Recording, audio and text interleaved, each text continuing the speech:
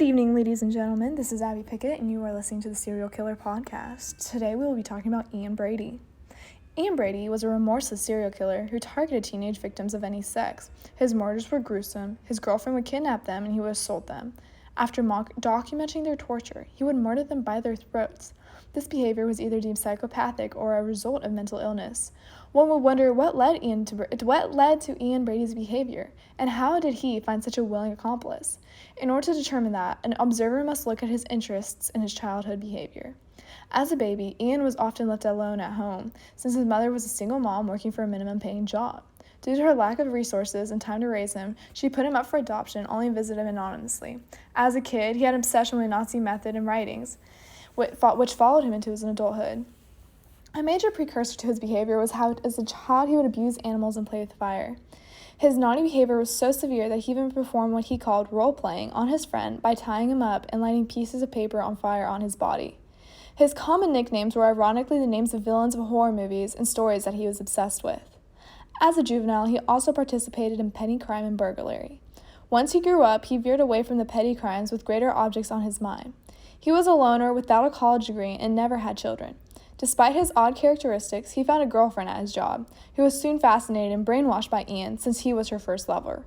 Together, Ian and his girlfriend Myra, during the 1960s, proceeded to kidnap kids between the ages of 10 through 17. They would fool the teens into helping Myra. Then they would kidnap them and sexually explore on the children, even raping them. It was such a turn on for Ian that he would video and write obsessively of his actions in order to document them. Eventually, Ian and Myra got caught whenever Myra's family member was popping in for a surprise visit and caught them in the act. He later went and reported the couple.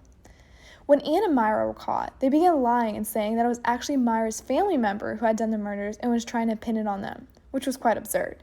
They denied all allegations all the way to court, where Ian was found guilty and sentenced to 3 terms on life imprisonment. In prison, he began to act in what he called method acting to be deemed crazy, brought into the insane asylum. These actions are what questioned whether or not he was brilliant or mentally ill. He was deemed more brilliant by the success of his book and his admittance to crime nearing his death. Because of this, it is a valid conclusion that he found a sexual pleasure from his actions, making his deviance driven by childhood obsessions and hormones. Myra, at her death, revealed typings of Ian's behavior, how he lectured her into the dark pleasures that were in his opinion, the ultimate way of feeling pleasure.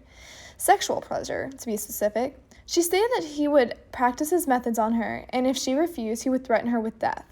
The evidence making his actions those of hormonal needs leads to the conclusion that his actions against both female and male juveniles made him a killer of sanity, and had complete control over his actions.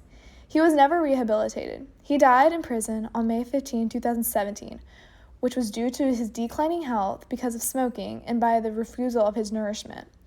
The jury made the correct decision based on circumstances and the evidence found against him. His method of killing was by the throat in a variety of ways, and his actions with these juveniles was planned out through journals and later documented, showing that he was a man of thought process, making his killings all the more evil and corrupt. Thank you for joining in for yet another Serial Killer Podcast. Now, won't you step out there, folks, and have a Merry Christmas.